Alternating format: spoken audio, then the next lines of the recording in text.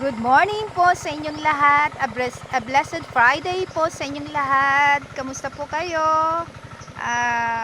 Ito po, may nakuha akong isang pinya, hinog na pinya. Habang ako ay naghahanap ng pwede ma-harvest na saging doon sa kabila, may nakita akong hinog na pinya. Gawin natin maging kapaki-pakinabang yung araw natin. So ako po ay maaga pang pumunta doon sa aking mga tanim na tanglad. Ako po ay nagtanim ng ilang pirasong puno ng tanglad, at saka mamaya naman ay bala ko mag-market ng kalamansi para naman may maitanim akong bago. So hindi na ako bibili. So pag may itinanim ka, may aanihin ka.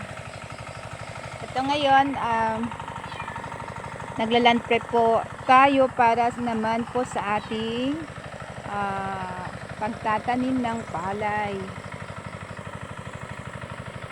Kayo po ay nakapag-land prep na rin. Ilang araw din pong umuulan dito, kaya meron ng tubig ang ating rice field. Kamusta po kayo? God bless everyone.